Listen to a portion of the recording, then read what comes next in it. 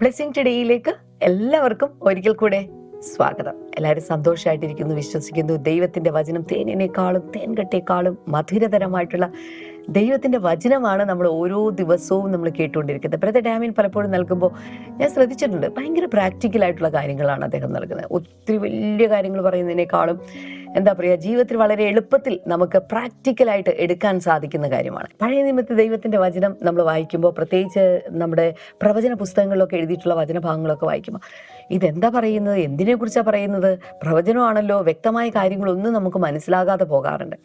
എന്നാൽ യേശു കർത്താവ് ഈ ഭൂമിയിലേക്ക് വന്നപ്പോൾ അദ്ദേഹം കാര്യങ്ങളൊക്കെ സംസാരിച്ചപ്പോൾ അദ്ദേഹം സാധാരണപ്പെട്ട മീൻപിടുത്തക്കാരോട് സംസാരിക്കുന്ന രീതിയിൽ അവരോട് സംസാരിക്കാൻ തുടങ്ങി, ഇടയന്മാരോട് സംസാരിക്കാൻ തുടങ്ങി. അദ്ദേഹം ഉപയോഗിച്ച ഉദാഹരണങ്ങളൊക്കെ തന്നെ സാധാരണക്കാരുടെ ഭാഷയിൽ ഉപയോഗിക്കപ്പെടുന്ന വാക്കുകളും അതുപോലെ സാധാരണക്കാർക്ക് മനസ്സിലാകുന്ന ഉദാഹരണങ്ങളും ജീവിത എന്താ പറയുക ഗന്ധമുള്ള കാര്യങ്ങൾ എന്ന് പറയാവുന്ന കാര്യങ്ങളൊക്കെയാണ് താൻ ഉപയോഗിച്ചത്. അതുകൊണ്ട് സാധാരണക്കാർക്ക് അത് വളരെ എളുപ്പമായിരുന്നു. അതുകൊണ്ട് തന്നെ ദൈവത്തിന്റെ വചനം സാധാരണക്കാരുടെ ഇടയിലേക്ക് പെട്ടെന്ന് പരക്കുവാനായിട്ട് തുടങ്ങി. ഹല്ലേലൂയ. അതുപോലെ തന്നെയാണ് ബ്ലെസ്സിംഗ് ടുഡേ പ്രോഗ്രാമിന്റെയും പ്രത്യേകത. പലരൊക്കെ ചിന്തിക്കും വലിയ കാര്യങ്ങളൊന്നും നടക്കുന്നില്ലല്ലോ എന്ന് ചിന്തിക്കും. പക്ഷെ എല്ലാ സാധാരണക്കാർക്കും ദൈവത്തിന്റെ വലിയ മർമ്മങ്ങൾ മനസ്സിലാകുന്ന വിധത്തിലാണ് ഞങ്ങളിത് സെറ്റ് ചെയ്തിരിക്കുന്നത്, അല്ലെങ്കിൽ ഡിസൈൻ ചെയ്തിരിക്കുന്നത്.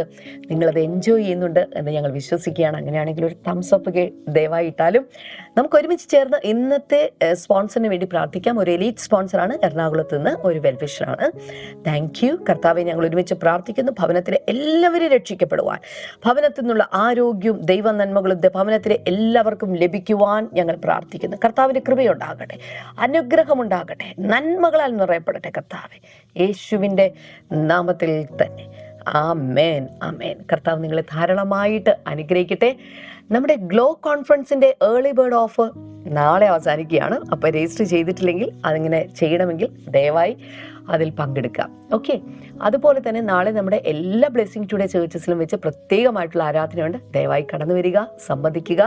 അങ്ങനെ എത്താനായിട്ട് പറ്റില്ല, വളരെ ദൂരെയാണ് എന്ന് പറയുന്നവർക്കൊക്കെ വേണ്ടിയിട്ട് നമ്മുടെ സോഷ്യൽ മീഡിയയിൽ, നമ്മുടെ യൂട്യൂബിലാണെങ്കിലും മറ്റ് പല ചാനലുകളിലൊക്കെ ഇതിൻ്റെ ലൈവ് സംപ്രേഷണം കാണാനായിട്ട് സാധിക്കുന്നതാണ്. തത്സമയ സംപ്രേഷണമുണ്ട്. ദയവായി അത് വീക്ഷിക്കുക. ആരാധനയിൽ ഞങ്ങളോടൊപ്പം പങ്കെടുക്കുക. ദൈവം ഈ ദിവസങ്ങളിൽ ഞായറാഴ്ചകളിൽ ഞാൻ കാണുക പല ദിവസവും 3 മണിക്കൊക്കെയാണ് ആരാധന അവസാനിക്കുന്നത്. അതുപോലെ ദൈവത്തിൻ്റെ ഒരു സാന്നിധ്യം കൊച്ചിയിൽ ഇറങ്ങി തങ്ങി നിൽക്കുന്നത് ഞങ്ങൾ കാണുകയാണ്. ആരെങ്കിലുമൊക്കെ ആ സാന്നിധ്യത്തിലേക്ക് കടക്കാൻ ആഗ്രഹിക്കുന്നുണ്ടെങ്കിൽ നിങ്ങൾ എവിടെയാണെങ്കിലും, ഞാൻ കഴിഞ്ഞ ദിവസം പറഞ്ഞ പോലെ വണ്ടി പിടിച്ച് കൊച്ചിയിലേക്ക് എത്തിച്ചേരുക. ഞായറാഴ്ചയുള്ള ആരാധനയിൽ പങ്കെടുക്കുക. ദൈവം നിങ്ങളെ നിറയ്ക്കും. കാരണം എന്താ പറയുക, ലോട്ട്സ് ഓഫ് അല്ലെങ്കിൽ ടൺസ് ഓഫ് ബ്ലെസ്സിങ്സ് അതുപോലെ കർത്താവ് നിങ്ങൾക്ക് വേണ്ടി സംഭരിച്ച് വെച്ചിരിക്കുന്നത് ഇവിടെ നിങ്ങളത് പ്രാപിക്കാനായിട്ട് പോകുകയാണ്. ധൈര്യമായിട്ട് നാളെ രാവിലെ 10 മണിക്കുള്ള സർവീസിലേക്ക് വരിക, സംബന്ധിക്കുക. കർത്താവ് നിങ്ങളെ ധാരാളമായിട്ട് അനുഗ്രഹിക്കട്ടെ. അടുത്ത ആഴ്ചയിൽ വീണ്ടും നമുക്ക് ബ്ലെസ്സിംഗ് ടുഡേയിലൂടെ കാണാം. വേഗത്തിൽ നമുക്ക് ഇന്നത്തെ സന്ദേശത്തിലേക്ക് കടക്കാം.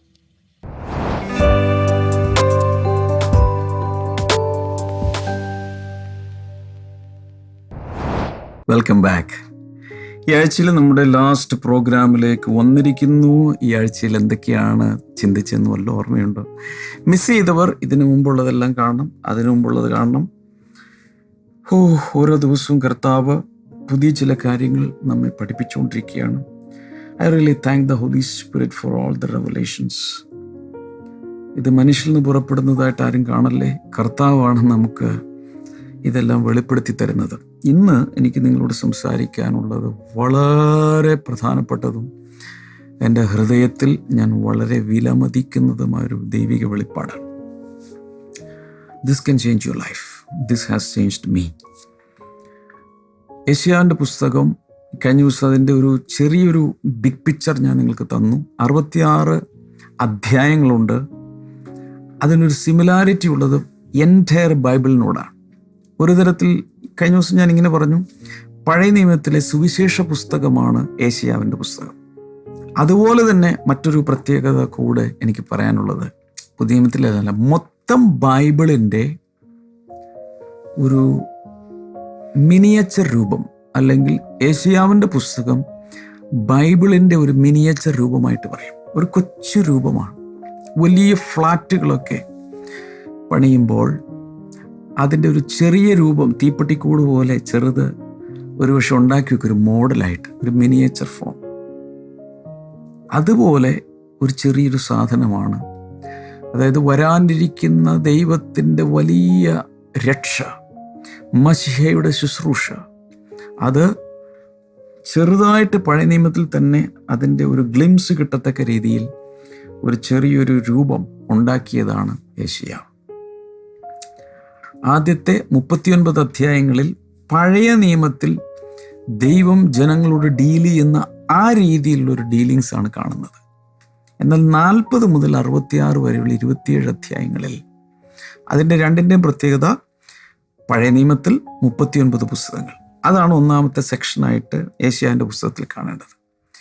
അതുപോലെ പുതിയ നിയമത്തിലെ 27 പുസ്തകങ്ങൾ, അതാണ് അവസാനത്തെ സെക്ഷൻ.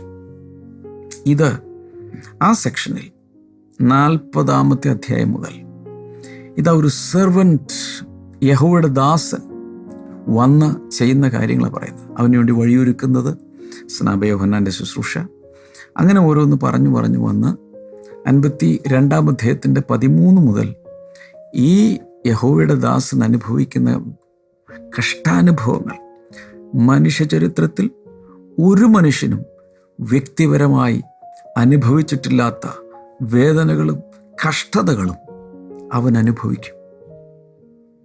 നോക്കിയാൽ ആൾ രൂപം പോലും തിരിച്ചറിയാൻ, ഒരു ഹ്യൂമൻ ബോഡിയാണെന്ന് പോലും തിരിച്ചറിയാത്ത രീതിയിൽ ക്രൂശിൽ യേശുവിൻ്റെ ശരീരം തകർക്കപ്പെട്ടു.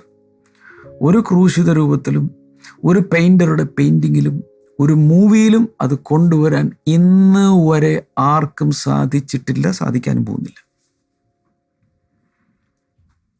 52-53 അധ്യായങ്ങളിൽ ക്രൂശീകരണം പറഞ്ഞ ശേഷം 54-ാം അധ്യായത്തിലേക്ക് കടക്കുമ്പോൾ sing barren woman rejoice burst into song, ഇതൊക്കെ ഇങ്ങനെ പറയാണ്. എന്ന് മാത്രമല്ല, വിശാലമാക്കിക്കോളാൻ പറഞ്ഞു. 10 കർട്ടൻസ് ഒക്കെ വലിച്ച് വിശാലമാക്കിക്കോ, അതുപോലെ മക്കളെ തന്ന് അനുഗ്രഹിക്കാൻ പോകുകയാണ്. വിശാലതകൾ ദൈവം നിനക്ക് തരികയാണ്. ഈ കാര്യങ്ങൾ പറഞ്ഞു. അങ്ങനെ വന്ന് പെട്ടെന്ന് നമുക്ക് 8-ാമത്തെ വചനത്തിലേക്ക് പോകാം. 8-ാം വചനത്തിൽ, In a surge of anger, I hid my face from you for a moment, but with everlasting kindness, I will have compassion on you, says the Lord, your Redeemer. ഞാൻ പറഞ്ഞല്ലോ, 40-ാമത്തെ അധ്യായം മുതൽ കംഫർട്ട് പീപ്പിൾ, എൻ്റെ ജനത്തെ ആശ്വസിപ്പിക്കാനാണ് പറയുന്നത്. അതിനു മുമ്പ് confronting പീപ്പിളായിരുന്നു, ജനങ്ങളുമായുള്ള ഏറ്റുമുട്ടലായിരുന്നു, ദൈവവും ജനങ്ങളും തമ്മിലുള്ള ഏറ്റുമുട്ടൽ. എന്നാൽ ഈ 2-ാം സെക്ഷനിലേക്ക് വന്നപ്പോൾ ദൈവം അവരെ ആശ്വസിപ്പിക്കുകയാണ്. ഇവിടെ പറയുന്നത് കണ്ടു, ഭയങ്കരമായൊരു ക്രോധത്തിൽ ഞാൻ എൻ്റെ മുഖം മറച്ചു. പഴയ നിയമത്തിൽ അങ്ങനെയായിരുന്നു. But with everlasting kindness, everlasting kindness, everlasting kindness. നിങ്ങൾ വേദപുസ്തകം തുറന്നു വച്ചിട്ടുണ്ടെങ്കിൽ അത് അണ്ടർലൈൻ ചെയ്യണം. മലയാളത്തിൽ എങ്ങനെയാണ് അവിടെ എഴുതിയിരിക്കുന്നത് നോക്കുക. നിത്യമായ ദയയാൽ, നിത്യമായ കരുണയാൽ, I will have compassion on you, എനിക്ക് നിന്നോട് മനസ്സിലുണ്ടാവും, says the Lord your redeemer. അവിടെ എവർലാസ്റ്റിംഗ് ശ്രദ്ധിക്കണം. പുതിയ ഉടമ്പടിയിലേക്ക് പ്രവേശിക്കുമ്പോൾ, യേശുവിൻ്റെ രക്തത്തിലൂടെയുള്ള പുതിയ ഉടമ്പടിയിലേക്ക് പ്രവേശിക്കുമ്പോൾ കർത്താവിൻ്റെ ഡീലിങ്സ് മാറുകയാണ്. എല്ലാം എവർലാസ്റ്റിംഗ് ആണ്. താൽക്കാലികമായി ഒന്നുമില്ല, നിത്യമാണ്. നിത്യജീവൻ, നിത്യരക്ഷ, നിത്യ അവകാശം. ഇവിടെ പറയുന്നത് എവർലാസ്റ്റിംഗ് കൈൻഡ്നസ്. പുതിയ നിയമത്തിൽ ദൈവത്തിന് നമ്മോട് ദയ തോന്നി, മൂടുള്ളപ്പോഴല്ല. എന്തെങ്കിലും നമുക്ക് ഒരു കുരുത്തക്കേട് കാണിച്ചു കഴിഞ്ഞാൽ ഉടനെ തന്നെ അത് മാറിപ്പോ, അങ്ങനെയല്ല. Ever lasting kindness. ഉൾക്കൊള്ളാൻ ബുദ്ധിമുട്ടാണെന്ന് എനിക്കറിയാം, പക്ഷെ പറയാതിരിക്കാൻ സാധ്യമല്ല. നിങ്ങളൊരു തെറ്റ് ചെയ്താലും തെറ്റ് ചെയ്തില്ലെങ്കിലും ദൈവത്തിൻ്റെ ഈ ദയ എവർലാസ്റ്റിംഗ് ആണ്. അത് അനുഭവിക്കണമെങ്കിൽ നിന്നു കൊടുക്കണം. അവിശ്വസിച്ച് മാറിക്കളഞ്ഞാൽ അത് കിട്ടില്ല. പക്ഷേ അവൻ്റെ കൃപയിൽ നിന്നാൽ, താഴ്മയോടെ നിന്നാൽ, you are going to enjoy everlasting kindness. 9-ാം വചനം നോക്കിയേ. To me, this is like the days of Noah. ഈ അന്ത്യകാലം ത്തേക്ക് വരുമ്പോൾ പലതുകൊണ്ടും നോഹയുടെ കാലം പോലെ ആകുന്നുണ്ട് അന്ത്യകാലം. അത് പാപത്തിൻ്റെ പെരുക്കവും, അന്ന് പലരും രക്ഷയ്ക്ക് വേണ്ടി ഒരു കപ്പൽ പണിതിട്ടും ഒരു പെട്ടകം ഉണ്ടാക്കിയിട്ടും ആളുകൾ അനുസരിച്ച് ആ ആസ്പെക്റ്റിൽ ഒരു നെഗറ്റീവ് ആസ്പെക്റ്റ് ഉണ്ട്. പക്ഷേ മറുവശമുണ്ട്. നോഹയുടെ ആ വെള്ളങ്ങളൊക്കെ കഴിഞ്ഞ ശേഷം നോഹയുമായി ദൈവം ഒരു ഉടമ്പടി ചെയ്തു. ഇതിനെ നോഹയിക് കവനന്റ് എന്നാണ് അറിയപ്പെടുന്നത്. അവിടെ to me this is like the days of Noah. എന്നെ സംബന്ധിച്ചിടത്തോളം ഇത് നോഹയുടെ ദിവസങ്ങൾ പോലെ. ദൈവം പറയാം, when I saw that the waters of Noah would never again cover the earth. അന്ന് കർത്താവ് ഒരു കാര്യം പറഞ്ഞു, ഇനി ഒരിക്കലും ഈ ഭൂമിയെ ഞാൻ വെള്ളത്താൽ നശിപ്പിക്കുകയില്ല. ഇനി ഒരിക്കലും. അവിടെയൊക്കെ വെള്ളപ്പൊക്കം ഉണ്ടാകുന്നത് അത് വേറെ കാര്യം. 2018 കേരളം മുങ്ങി, അത് വേറെ കാര്യം. ലോകം മുങ്ങിയില്ല. ഈ ഭൂമി അവൻ നശിപ്പിക്കുകയില്ല. കണ്ടോ? അപ്പോൾ ദൈവം നമുക്ക് തരുന്ന ഉറപ്പ് കണ്ടോ? നിത്യമായൊരു ദയ, നിത്യമായ സ്നേഹം, സകലവും നിത്യമാണ്, കണ്ടീഷണൽ അല്ല. ഇനി ഈ നോഹയുമായുള്ള ദൈവത്തിൻ്റെ ഉടമ്പടിക്ക് ഒരു പ്രത്യേകതയുണ്ട്. സാധാരണ ഉടമ്പടി വെക്കുമ്പോൾ 2 പാർട്ടികൾ വന്ന് രണ്ടുപേരും ചേർന്ന് ചില കാര്യങ്ങളൊക്കെ ചെയ്താണ് ചെയ്തത്. ഇവിടെ അങ്ങനെയല്ല. ദൈവം ഒരു വൺ വേ ആണ്, ഒരു വൺ വേ ട്രാഫിക്കാണെന്ന് വിചാരിച്ചു. ദൈവം ഇങ്ങോട്ട് ചെയ്യുന്ന ഒരു ഉടമ്പടിയാണ് നോഹയോട്. ഇനി ഒരിക്കലും ഞാൻ നിന്നെ നശിപ്പിക്കുകയില്ല. So now I have sworn not to be angry with you. ഇനി ഞാൻ നിന്നോട് ഒരിക്കലും കോപിക്കുകയില്ല. വിശ്വസിക്കാമോ? ദൈവം നമ്മോട് ഈ കാലത്ത് അവൻ കോപിക്കുന്നില്ല. Never to rebuke again. ഞാൻ നിന്നെ ഒരിക്കലും ശാസിക്കുന്നില്ല. ഇവിടെ ഉദ്ദേശിക്കുന്നത് പാപങ്ങൾക്കെതിരെയുള്ള ആക്ഷനുകൾ ദൈവം അതുപോലെ എടുക്കുന്നില്ല. പിതാവ് സ്നേഹിക്കുന്ന ഏവനെയും ശാസിക്കുകയും ശിക്ഷണം നൽകുകയും ചെയ്യുന്നു. അതൊരു മറുവശമാണ്. അത് എന്താ പറയുന്നത്, നർച്ചർ ചെയ്ത് ഒരു അപ്പൻ മകനെ ഡിസിപ്ലിൻ ചെയ്ത് കൊണ്ടുവരുന്നതിൻ്റെ പാർട്ടാണ്. അതിനെക്കുറിച്ചല്ല ഈ പറയുന്നത്. പാപത്തിനെതിരെയുള്ള കോപം ഇനി ജ്വലിക്കുന്നില്ല. എന്തുകൊണ്ട്? 52-ാം അധ്യായത്തിലും 53-ാം അധ്യായത്തിലും പാപത്തിന് സെറ്റിൽമെന്റ് വന്നു. നിങ്ങൾ ശ്രദ്ധിക്കുന്നില്ല. നിങ്ങൾ അത്രയും ശ്രദ്ധിച്ചാലൊന്നും പോരാന്നേ. എല്ലാം മാറ്റി വെച്ച് ഇപ്പോൾ ഒന്ന് ശ്രദ്ധിച്ചേ.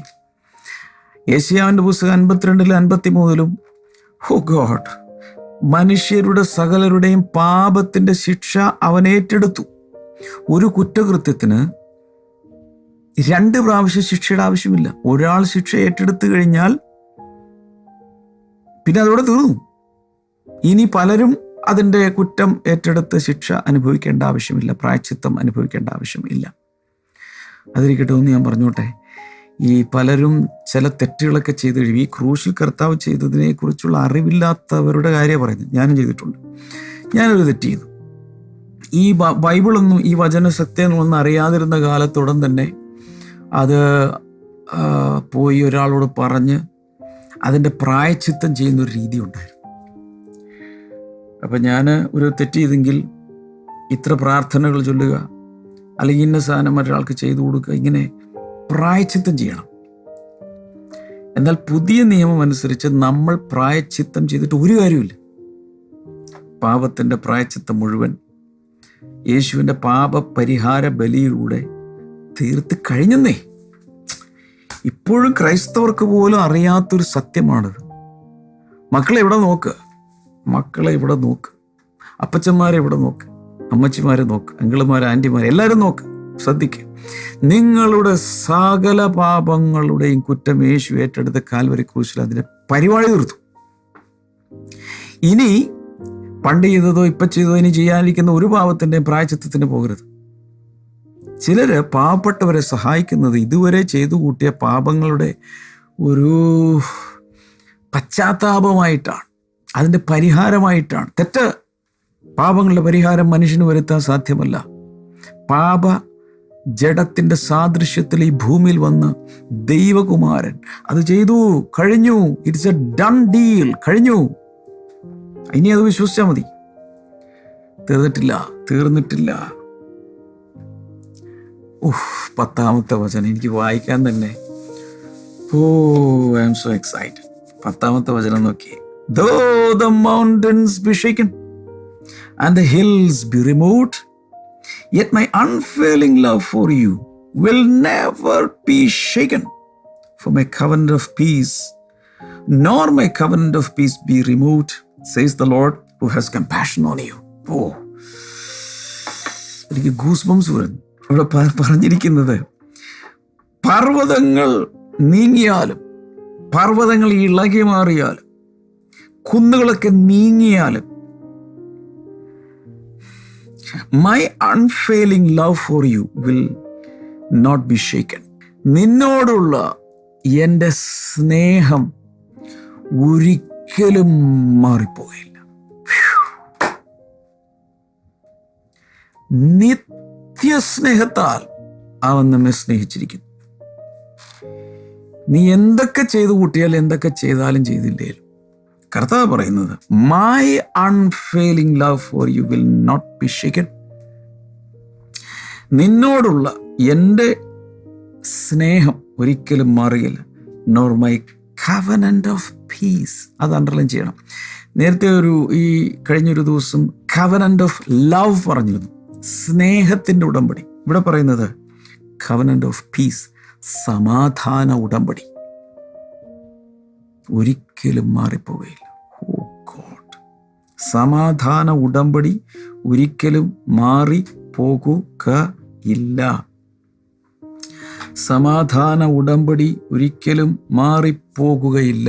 വീണ്ടും, സമാധാന ഉടമ്പടി ഒരിക്കലും മാറിപ്പോകുക. ഇതൊരു വലിയൊരു സമാധാന ഉടമ്പടിയാണ് കർത്താവ് നമ്മോട് ചെയ്തിരിക്കുന്നത്.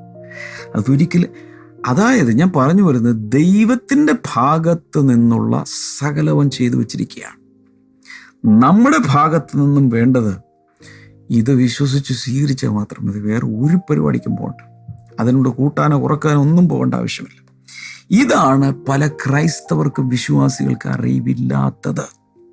13-ാം വചനം ഇടയ്ക്കൊക്കെ ഉള്ളത് വായിച്ചോളാം, ഞാൻ അങ്ങ് സ്കിപ്പ് ചെയ്ത് പോവുകയാണ്. 13, all your children will be taught by the Lord and great will be their peace. മക്കളുള്ളവരൊന്ന് കൈവർത്തി. മക്കളുള്ളവർ ലൈവ് ചാറ്റിൽ ആ നമ്പർ എന്നിട്ട് 1, 2, 3, 10 മക്കളുടെ എണ്ണം ഒന്ന് ടൈപ്പ് ചെയ്തിടുക. എത്ര മക്കളുണ്ട്? ഇവിടെ 2 നിങ്ങൾക്ക് എത്രയുണ്ട്? ഇല്ലെങ്കിൽ 0. ആത്മീയ മക്കളുണ്ടായിരിക്കാം.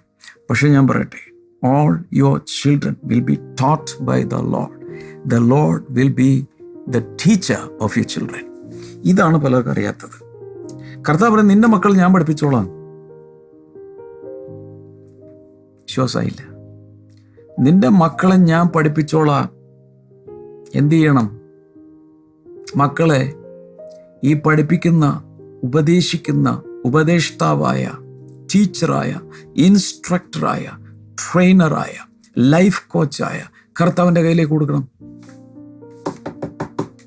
മക്കളെ കർത്താവിൻ്റെ കയ്യിലേക്ക് കൊടുത്താൽ, ഇപ്പം ഞാൻ പറയാം, പള്ളിക്കൂടത്തിൽ കൊണ്ടുപോയി അവിടുത്തെ സാറിൻ്റെ കയ്യിലോട്ട് മക്കളെ ഏൽപ്പിച്ചിട്ട് പറയാം, മക്കളെ ഏൽപ്പിച്ചിട്ടൊരു അപ്പം പറയാം, ഞാൻ 7 വർഷം പഠിപ്പിച്ചുകൊണ്ടിരുന്ന ആളാണ്, അധ്യാപകനായിട്ട് 100 കണക്കിന് കുട്ടികളെ പഠിപ്പിച്ചിട്ടുണ്ട്. അപ്പോൾ അവിടെ ശരിക്കും മാതാപിതാക്കൾ വന്ന് ശരിക്കും വിദ്യാഭ്യാസമൊന്നും ഇല്ലാത്തവരൊക്കെ അവർ, മാഷേ ഈ മോനെ അങ്ങ് തരുക, മാഷങ്ങ് എന്താണെന്ന് വെച്ചാൽ അവന് പഠിപ്പിച്ച് നല്ല മാർക്ക് അവന് കിട്ടണം, ഞങ്ങൾക്കോ പഠിക്കാൻ പറ്റിയില്ല, മാഷായിട്ട് ഇവരെ പഠിപ്പിച്ച് അവർക്കൊരു ഭാവിയുണ്ട്, അതിനാണ് നമ്മൾ അധ്വാനിക്കുന്നത് എന്ന് എന്നോട് ഒത്തിരി പേരെന്ന് പറഞ്ഞിട്ടുണ്ട്. അപ്പോൾ ഇവിടെ പറയുന്ന വാഗ്ദത്തം ഒന്ന് കേട്ട് നോക്ക്. All your children will be taught by the Lord. നിങ്ങളുടെ മക്കളെയെല്ലാം കർത്താവ് ഇൻ്റർനെറ്റ് അല്ല പഠിപ്പിക്കാൻ പോകുന്നത്. നിങ്ങളുടെ മക്കളെ TV അല്ല പഠിപ്പിക്കാൻ പോകുന്നത്. നിങ്ങളുടെ മക്കളെ മറ്റു കൂട്ടുകാരല്ല പഠിപ്പിക്കാൻ പോകുന്നത്. വൃത്തികെട്ട സുഹൃത്തുക്കളല്ല പഠിപ്പിക്കാൻ പോകുന്നത്. ദൈവം നിന്റെ മക്കളെ പഠിപ്പിക്കും. ഇന്ന് വിശ്വസിച്ച് കർത്താവിൻ്റെ കയ്യിലേക്ക് കൊടുക്കാമോ? മക്കളെയും വിളിച്ചിരുത്തിയിട്ട് പറയണം, മക്കളെ, യേശയ്യാവിൻ്റെ പുസ്തകത്തിൽ 54:13 പറയുന്നു, all my children will be taught by the Lord. കർത്താവ് പഠിപ്പിക്കുമെന്ന് പറയും. അതുകൊണ്ട് ഞാൻ നിങ്ങൾക്ക് വേണ്ടി പ്രാർത്ഥിച്ച് കർത്താവിൻ്റെ കയ്യിലോട്ട് ഏൽപ്പിക്കാൻ പോകും. ഇന്ന് മുതൽ കർത്താവ് നിങ്ങളുടെ ഉപദേഷ്ടാവായിരിക്കും, പ്രൊഫസറായിരിക്കും, ലൈഫ് കോച്ചും ഇൻസ്ട്രക്ടറുമായിരിക്കും. പറ്റുമോ? മക്കളെ പറഞ്ഞ് മനസ്സിലാക്കണം. And great will be their peace. അവരുടെ സമാധാനം വലുതായിരിക്കും. 14, in righteousness you will be establish. നീതിയിൽ നീ സ്ഥാപിക്കപ്പെടും. പിന്നെ അങ്ങനെ വന്ന് എൻ്റെ താഴെ you will have nothing to fear. നിനക്കൊന്നിനെയും പേടിക്കേണ്ടി വരികയില്ല. Terror will be far removed. ഭീതിയെല്ലാം എടുത്ത് മാറ്റപ്പെടും. It will not come near you. ഇങ്ങനെയുള്ള ഭീതികളൊന്നും നിന്റെ അടുത്ത് പോലും വരില്ല. 15, if anyone does attack you. ഇനി ആരെങ്കിലും നിന്നെ ആക്രമിച്ചാൽ, നിനക്കെതിരെ വന്നാൽ, it will not be my doing. അത് എൻ്റെ പ്രവൃത്തി, എനിക്കതുമായി ബന്ധമില്ല, ഞാനല്ല അവരെ അനുവദിക്കുന്നത്. Whoever attacks you will surrender to you. ഇതൊന്ന് എഴുതി എവിടെയെങ്കിലും വയ്ക്കാമോ? അത് ഒന്ന് അണ്ടർലൈൻ ചെയ്യാമോ? ഹൈലൈറ്റ് ചെയ്യാമോ? ബൈ ഹാർട്ട് ആക്കാമോ? Whoever attacks you will surrender to you. ആരെല്ലാം നിന്നെ എതിർത്താലും അവർ വന്ന് നിന്റെ മുമ്പിൽ കീഴടങ്ങും. എൻ്റെ അനുഭവം. ഒത്തിരി പേരെ എതിർത്തിട്ടുണ്ട് ദൈവവേലയിൽ വന്നപ്പോൾ, ശുശ്രൂഷിച്ചപ്പോഴൊക്കെ. പലരും വന്ന മുമ്പിൽ അവസാനം കീഴ്പ്പെട്ടിട്ടുണ്ട്. എൻ്റെ അനുഭവമാണ്, നിങ്ങളുടെ അനുഭവമായിരിക്കും ഇത്. ഇനി അങ്ങനെ വന്ന് 16ാമത്തെ വചനം നോക്കി. See, it is I who created the blacksmith, who fans the coals into flame and forges a weapon fit for its work. And it is I who have created the destroyer to wreak havoc. അവിടെ പറഞ്ഞു വരുന്ന ചില അർത്ഥങ്ങൾ കൂടിയുണ്ട്. ഞാൻ ചില ഡെസ്ട്രോയേഴ്സിനെ എഴുന്നേൽപ്പിക്കും. അറിയാമോ എന്നറിയില്ല നിങ്ങൾക്ക്, ദൈവത്തിൻ്റെ ചില ഏഞ്ചൽസിൻ്റെ ഡ്യൂട്ടി ചിലത് നശിപ്പിക്കുക എന്നുള്ളതാണ്. ദൂതന്മാരെ നശിപ്പിക്കും. ദൈവമക്കളെ നശിപ്പിക്കുന്നവരെ നശിപ്പിക്കുന്ന ചില ദൂതന്മാരുണ്ട്. സ്പോയിലർ ഏഞ്ചൽസ് അല്ലെങ്കിൽ ഡെസ്ട്രോയർ ഏഞ്ചൽസ് എന്നറിയപ്പെടും. ഉദാഹരണത്തിന് ഈജിപ്തിൽ, മിസ്രൈമിൽ എന്താ സംഭവിച്ചത്? ദൈവമക്കൾക്കെതിരെ ഫറവോൻ നിന്നപ്പോൾ ഫറവോന്റെ കൊട്ടാരത്തിലെ ആദ്യജാതൻ മുതൽ ഇങ്ങോട്ട് എല്ലാ കുടുംബങ്ങളിലെ ആദിജാതന്മാരെ സംഹാരദൂതൻ ചെന്ന് വെട്ടി തകർത്ത് കളഞ്ഞു. Destroyer angels. ഒരു സമയത്ത് ഒരു രാജാവിൻ്റെ കാലത്ത്, കൃത്യം ഞാൻ അതിൻ്റെ കോണ്ടക്സ്റ്റ് ഓർക്കുന്നില്ല, പക്ഷേ ഒരൊറ്റ ദൂതൻ 1,85,000 കൊന്നു. ദൂതന്മാർ ചിലരെ നിയോഗിച്ച് ചിലതിനെ കർത്താവ് റെഡിയാക്കി തരും. അതാണ് ഇവിടെ പറയുന്നത്. നിനക്കൊന്നിനെയും പേടിക്കാനില്ല. ആരെങ്കിലും നിന്നെ ആക്രമിച്ചാൽ അത് എൻ്റെ ജോലിയല്ല, ഞാൻ ചെയ്തിട്ടല്ല, ഞാനല്ല അവരെ പറഞ്ഞു കൊടുക്കുന്നത്. അതുകൊണ്ട് I who have created the destroyer, ഞാൻ അങ്ങനെയുള്ളവരെ വിട്ട് അവരെ റെഡിയാക്കി തരും. ഈ 17ാമത്തെ വചനം നോക്ക്. No weapon forged against you will prevail. നിനക്കെതിരെയുള്ള ഒരായുധവും ഫലിക്കയില്ല. ലൈവ് ചാറ്റിൽ പെട്ടെന്ന് ടൈപ്പ് ചെയ്തിട്ട്, എനിക്കെതിരെയുള്ള ഒരായുധവും ഫലിക്കയില്ല. പേടിച്ചുകൊണ്ട് ഇടേണ്ട ആവശ്യമൊന്നുമില്ല. ധൈര്യമായിട്ടിട്. അടിക്കേ, ഒത്തിരി പേരടിക്കുക, ഒരേ സമയം അടിക്കുക, ലൈവ് ചാറ്റ് നിറയ്ക്കുക, കമൻറ്റ് ബോക്സ് നിറയ്ക്കുക. എനിക്കെതിരെയുള്ള ഒരായുധം ഫലിക്കയില്ല. ഞാനത് 100% വിശ്വസിക്കുന്നതാണ്. കാരണം 1 വചനം 2 അനുഭവം. ഒത്തിരി പേര് പലതും നോക്കി, ഇന്ന് വരെ ഒരാൾ പോലും ജയിച്ചിട്ടില്ല. അടുത്തത്, and you will refute every tongue that accuses you. എന്ന് മാത്രമല്ല, നിനക്കെതിരെ സംസാരിക്കുന്ന നാവിനെ നീ കുറ്റം വിധിക്കും. ദൈവമല്ല, നീ കുറ്റം വിധിക്കും. നിനക്കെതിരെയുള്ള നാവിനെ നീ തന്നെ വിധിക്കും. This is the heritage of the servants of the Lord. ഇത് യഹോവയുടെ ദാസന്മാരുടെ അവകാശമാണ്. And this is their vindication from me, declares the Lord. ഇതാണ് അവർക്ക് വേണ്ടിയുള്ള എൻ്റെ എൻ്റെ ന്യായവിധി. ഇങ്ങനെ ഇരിക്കും. ഞാൻ അവരെ നീതിയോടെ ഇങ്ങനെ വിധിക്കും. ഹലോ. ഇതെല്ലാം എവിടെ നിന്ന് വന്നു? ഈ അനുഗ്രഹം 54-ാം അധ്യായത്തിൽ പറഞ്ഞിരിക്കുന്ന അനുഗ്രഹങ്ങളെല്ലാം അവൻ്റെ ദാസനായ മശിഹ കാൽവരി ക്രൂശിൽ നമുക്ക് വേണ്ടി കഷ്ടമനുഭവിച്ച് നേടിയെടുത്തതിൻ്റെ നിത്യ അനുഗ്രഹങ്ങളാണ് ഈ കാണുന്നത്. സകല വിശ്വാസികൾ ഇതൊന്ന് മനസ്സിലാക്കണം. ഇത് മനസ്സിലാക്കി കഴിഞ്ഞാൽ പിന്നെ നമ്മളിങ്ങനെ ചുരുണ്ടുകൂടി നായിനെ പോലെയും കൊഞ്ചിനെ പോലെയും എവിടെയെങ്കിലും തളർന്നു കിടക്കേണ്ട ആവശ്യമൊന്നുമില്ല. We will square our shoulders. We will dig our heels in. We will stand strong. കാരണം കർത്താവ് ഇങ്ങനെയാണ് എന്നെ കാണുന്നത്. എനിക്ക് ഐ ആം റിയലി സോറി. എനിക്ക് പൂർണ്ണമായും ശരിക്കും അത് പറഞ്ഞു തരാൻ പറ്റിയിട്ടുണ്ടോ എന്ന് എനിക്ക് അറിഞ്ഞുകൂടാ. എപ്പോഴെങ്കിലൊക്കെ വീണ്ടും പറയാം. പക്ഷേ ഇന്ന് നമ്മുടെ ഈ വീക്കെൻഡ് ലാസ്റ്റ് ഡേ ആണ്. നാളെ നമുക്ക് എല്ലാ നമ്മുടെ ബ്ലെസ്സിങ് സെൻറ്ററുകളിലും വർഷിപ്പുണ്ട്.